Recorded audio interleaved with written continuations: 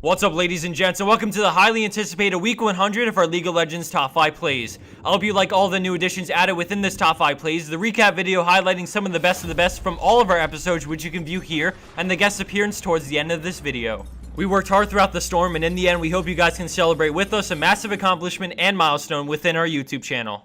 Kickstarting week 100 of our League of Legends top 5 plays, we have SGA Linkovsky on Draven, and just to explain the layout, we're looking at Karthus at mid on the bigger video, and at the bottom right, we have a different shot of the map as we look at Draven at bottom lane. After Karthus gets low mid from Cassidy, he decides to run back as he luckily escapes the Draven ult, but look carefully at the bottom right video as Draven starts hauling it in a race against Karthus as he has no vision on Karthus but goes all in, using flash to travel further and curve his axes even more as they head back towards him, and Karthus stops the recall and he blindly picks up the kill on him with an epic all-in play thanks to the curveball ultimate.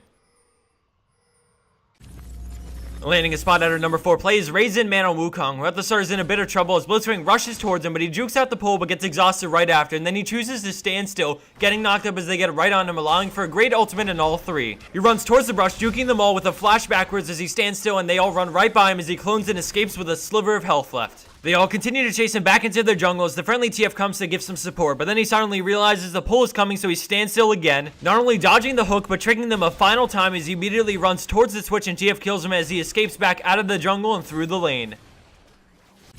Coming in at 3rd place is Zaman on Nidalee, and at the beginning of this play we see Cho'Gath land a rupture on her as he begins to chase her down with Ahri trailing right behind him. She runs towards the next brush, utilizing her passive run speed as Caitlyn ults her, and she just barely jumps out of rupture range. She crosses the lane and Cho'Gath flashes to apply red as she runs into the brush, turning around to juke out his Q and land a spear into some burst and cat form to grab the kill. Right after, she continues to run from Ocelot on Ahri, landing a nice spear, switching back into cat form and going into lane. She tosses out a blind spear towards Ahri to go for the kill, just barely missing her as she continues to run down the lane still on the enemy side. Knowing there's no way out, she goes for the suicide to deny the enemy team the goal, but right before going down, she goes for her final desperate blind spear into the jungle, picking up the kill on Ahri before going down to the tower. Let's watch that one more time with her vision as she runs towards the enemy base, popping out a cat form to throw out a blind Q and grab the second kill while denying gold. Scoring in at 2nd place, we have a beautiful play coming from Drknite on Lulu. We start things off at bottom lane in the heart of the battle as the enemy Lulu flashes back and in comes Corki and Lee Sin. She levels and puts a point in her E as she runs back with Ashe, expecting the worst as Ashe flashes back to the safety of the tower. Lulu turns around and bursts the enemy Lulu with her E and Q for first blood as Ashe overextends and Corki flashes in for the kill, but Lulu doesn't let that go unpunished as she brings him down with the help of the creeps. Some would settle for the 1-for-2 exchange, but she decides to go for it, flash-ing a caster minion into a max range glitter lance for the triple kill and double buff. Let's watch that beautiful play one more time in slow motion as she flash eats the creep, and using Pixie she casts Glitter Lance forward, causing Pixie to do the same and grab the max range triple kill off of Lee Sin. And for our number 1 pro play for this week, we have sYNCCRO on Draven, who at the start is farming minions under his tower when the friendly Sona gets too close and the Jarvan springs into action. Draven immediately uses his E to break it up as he gets on a Jarvan, dealing huge damage with his Q up as he chases down Jarvan and lets the bleed finish him off. Alistar and Vayne start to dive him, but he continues to turn and land his spinning axes onto Vayne, showing off master kiting and mechanics under high pressure as he gets the double, flashes away and kites back the Alistar with red buff for the triple kill. And for the bonus clip of the week, we have Spaghetti doing the meatballs.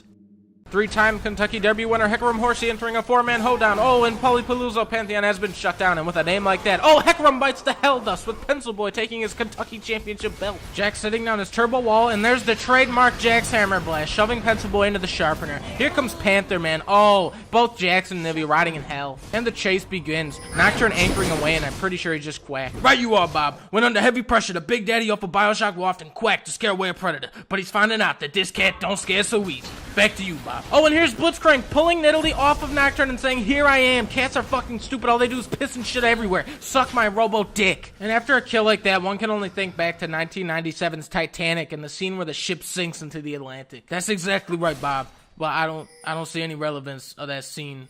Fuck you, Bob. No, I'm talking really fast. You know, not everything I say is gonna make sense, okay? No harm, no foul, Bob. Now, this is what players love about Teemo. They don't pay attention to the loading screen. They get down and dirty in that mid lane and scout out and see what they're up against, okay? And then Garen and Jax come and save Teemo. That happens just about every game I've played. Back to you, Bob.